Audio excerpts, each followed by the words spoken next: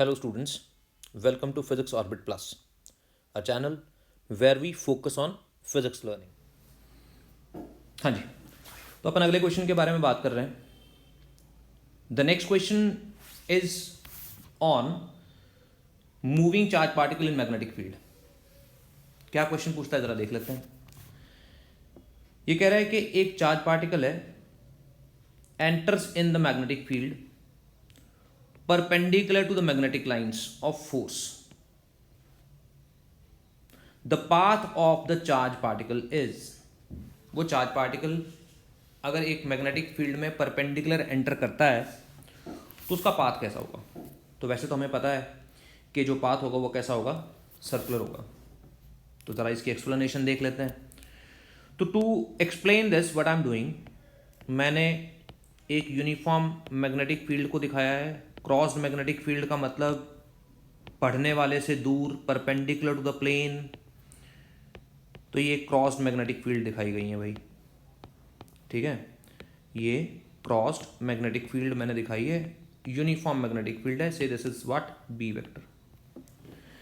और जब एक चार्ज पार्टिकल इसके अंदर एंटर करेगा तो उसके ऊपर एक मैग्नेटिक फोर्स लगेगा, और वो जो मैग्नेटिक फोर्स लगता है that F M is equal to q into में v B sine of theta होगा, where theta is the angle between velocity vector and magnetic field vector, ठीक है. पर इस केस में चूंकि वो कह रहा है कि मैग्नेटिक फील्ड के साथ में वो 90 डिग्री का एंगल बना रहा है, तो velocity is given perpendicular to magnetic field. Velocity vector is given perpendicular to magnetic field. मैं अगर इस फोर्स को वेक्टर फॉर्म में लिखता हूं तो this F M vector will be written as what, q into में v cross P. You all know this. और क्रॉस प्रोडक्ट की प्रॉपर्टी होती है कि भाई अगर मान लिया एक फिजिकल क्वांटिटी दो के क्रॉस प्रोडक्ट पे डिपेंड कर रही है, तो हम ऐसा लिख सकते हैं कि एफ एम वेक्टर जो है वो वेलोसिटी के परपेंडिकुलर है और वो मैग्नेटिक फील्ड के भी परपेंडिकुलर है. F M vector is perpendicular to magnetic field as well.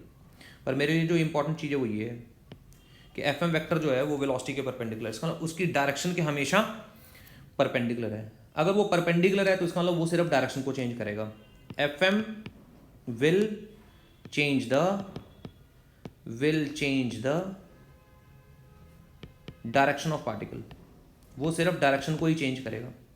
उसको ना तो स्पीड अप करेगा ना उसको स्लो डाउन करेगा, सिर्फ और सिर्फ क्या करेगा, उसकी डायरेक्शन को चेंज करेगा. और अगर मुझे इसकी डायरेक्शन फाइंड आउट करनी है तो हम लोग किससे यूज़ कर सकते हैं, किससे फाइंड आउट कर सकते हैं, हम फाइंड आउट कर सकते हैं Fleming's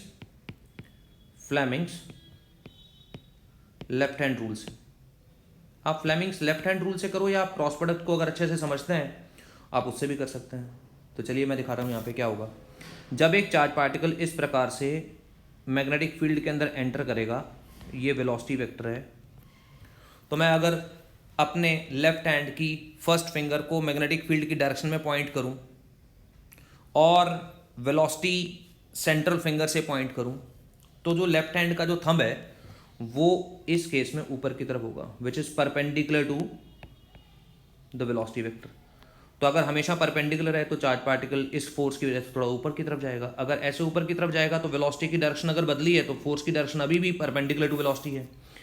and this way we can say कि वो एक सर्कुलर ट्रेजेक्ट्री फॉलो करेगा, वो एक सर्कुलर ट्रेजेक्ट्री फॉलो करेगा.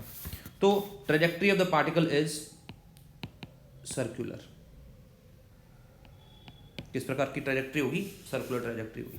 अच्छा, इसके साथ में जो और क्वेश्चन पूछा जा सकता है, व्हाट आई एक्सपेक्ट, मैंने अभी जैसे कहा कि भाई एफ एम जो है वो वेलोसिटी के परपेंडिकुलर है, और वेलोसिटी क्या होती है, velocity is equal to displacement divided by time taken होगा. तो वेलोसिटी की डायरेक्शन और डिस्प्लेसमेंट की डायरेक्शन सेम होगी, तो इसका मतलब ये हुआ कि जो मेरा फोर्स होगा वो डिस्प्लेसमेंट के भी क्या होगा, परपेंडिकुलर होगा. अगर फोर्स डिस्प्लेसमेंट के परपेंडिकुलर होगा तो इसका मतलब work done by the field, क्योंकि हमें पता है वर्क डन क्या होता है, फोर्स डॉट डिस्प्लेसमेंट होता है. और अगर फोर्स और डिस्प्लेसमेंट दोनों एक दूसरे के परपेंडिकुलर हैं तो work done by the field shall be equal to what, zero होना चाहिए. और अगर work done by the field zero है तो हम जानते हैं वर्क एनर्जी थ्योरम क्या कहती है कि change in the kinetic energy is always equal to what, work done होता है। पर चूंकि वर्क डन तो फील्ड ने किया ही नहीं है, तो अगर वर्क डन फील्ड का जीरो है, इसका मतलब काइनेटिक एनर्जी में कोई चेंज नहीं होगा। Kinetic energy remains same, remains same. तो मुद्दे की बात समझना, जब एक चार्ज पार्टिकल एक यूनिफॉर्म मैग्नेटिक फील्ड में हो या एक नॉन यूनिफॉर्म मैग्नेटिक फील्ड में हो, कैसे भी चले,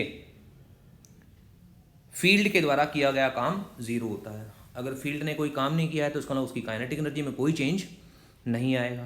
काइनेटिक एनर्जी में चेंज नहीं आएगा मतलब उसकी स्पीड सेम रहेगी। पर हाँ, क्योंकि वो डायरेक्शन को बदल सकता है तो उसकी वेलोसिटी, क्योंकि वो एक वेक्टर क्वांटिटी है, वो बदल सकती है। लीनियर मोमेंटम, क्योंकि वो एक वेक्टर क्वांटिटी है, वो बदल सकती है।